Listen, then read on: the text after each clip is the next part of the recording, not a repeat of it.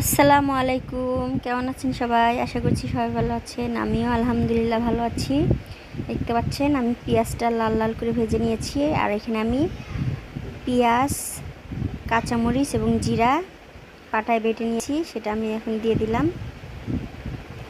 এরপর আমি মশলাটাকে ভালোভাবে কষিয়ে নিচ্ছি।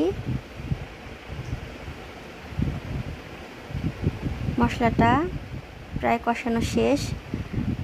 এখন আমি হলুদ আর লবণ দিব, শুকনো মরিচের গুঁড়া দিব না, তার কারণে এখানে আমি কাঁচা মরিচ বেটে নিয়েছি, এই জন্য শুকনো মরিচ দিব না, শুধু এটা কাঁচা মরিচের তরকারি হবে এটা।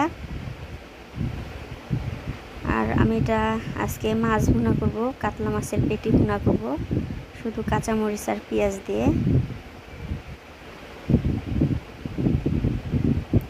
আমার মশলাটা কিন্তু একদম পরিপূর্ণভাবে কষানো শেষ, তার কারণ পেঁয়াজ আর কাঁচামরিচ বেটে তরকারি রান্না করলে মশলাটাকে ভালোভাবে কষিয়ে নিতে হয়, তাই আমি মশলাটাকে ভালোভাবে কষিয়ে নিলাম। এরপর আমি পরিমাণ মতো পানি দিয়ে দিলাম, তার কারণ আমি এই পানিটা বলক আসলে এখানে মাছ দিয়ে দিব।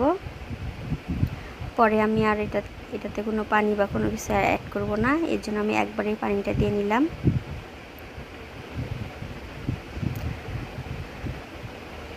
আমার মশলাটা বলক উঠে গেছে, এখন মাছ দিয়ে দেওয়া যাবে, কোনো সমস্যা নেই। মাছগুলো এখন আমি একে একে দিয়ে দিব।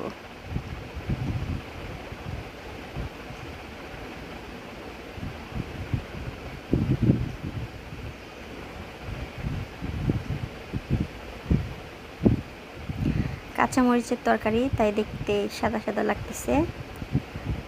যাদের অভ্যাস আছে তারা খেতে পারে, যারা কাঁচামরিচের তরকারি খেয়ে অভ্যস্ত না তাদের কাছে হয়তো বা ভালো নাও লাগতে পারে। কাঁচামরিচের যে কোনো তরকারি বা ভাজি সেটা টেস্টি হয় অন্যরকম, যারা না খায় তারা বুঝবে না। এখন এটাকে আমি ঢেকে দিব 2 থেকে 3 মিনিটের জন্য। তো বন্ধুরা দেখুন, 2 থেকে 3 মিনিট পর আমার মাছের ভুনাটা কিন্তু হয়ে গেছে। এটা নামানো যাবে এখনই, সমস্যা নেই।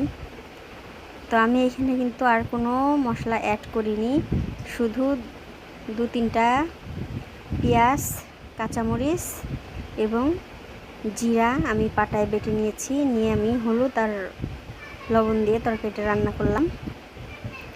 তো অনেকে আছেন যারা এভাবে ভাজা ছাড়া মাছ রান্না করতে পারেন না, তো তাদের জন্য এই ভিডিওটা।